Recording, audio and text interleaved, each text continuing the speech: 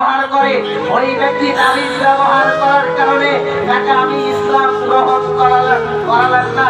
তখন ওই ব্যক্তি যখন এই কথা শুনলো, তখন ওই ব্যক্তি একটি আহতে যে তার তাবিজকে খুলে ফেললো এবং রাসূলুল্লাহ সাল্লাল্লাহু আলাইহি ওয়াসাল্লাম তাকে ইসলাম গ্রহণ করালেন।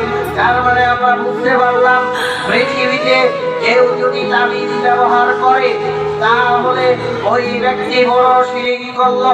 আমি বলতে চাই এই পৃথিবীর মাটিতে আপনি বলতে পারেন আমার সন্তানকে ভূতে ধরেছে, আমার সন্তানকে জিনে ধরেছে, তার জন্য আমি মানুষের কুনজর থেকে বাঁচানোর জন্য আমার সন্তানের গলাতে আমার সন্তানের কোমরে তাবিজ দিয়েছি।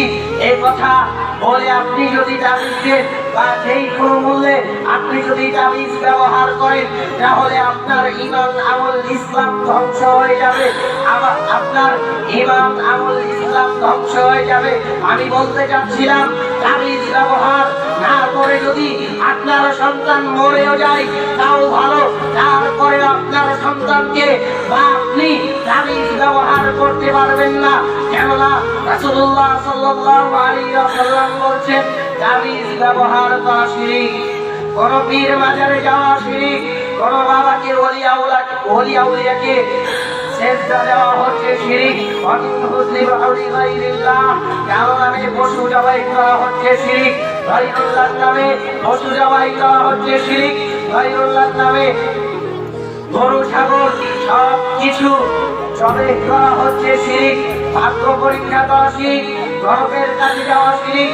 কোন ব্যক্তির যদি কোনো কিছু হারিয়ে যায় তাহলে ওই ব্যক্তি যদি কোন কবিরাজের কাছে যে ওই চোর বের করতে যায় তাহলে ওটা হচ্ছে শিরক। ভাই আপনাকে আমি বলতে চাচ্ছিলাম গণকের কাছ দিয়ে কোন চোর বের করা হচ্ছে শিরক। ভাই আপনাকে আমি বলতে চাচ্ছিলাম বড় শিরক। এবার আসেন ছোট শিরক যা আমাদের মাঝে অহরহ আছে, যা আমাদের মাঝে অহরহ আছে, যা আমাদের মাঝে অহরহ আছে। যেমন আপনি বলেছিলেন সোমবার বৃহস্পতিবার বাঁশ কাটা যাবে না, এ কথা আপনি কোথায় পেয়েছেন? সোমবার বৃহস্পতিবার বাঁশ কাটা যাবে না এ কথা আপনাকে কে বলেছে? আপনি আরো বলেছেন মাথার উপর দিয়ে যদি চা পড়ে যায় তাহলে নাকি বিপদ আসবে। আপনি এ কথা কোথায় পেয়েছেন? শুনে রাখবেন।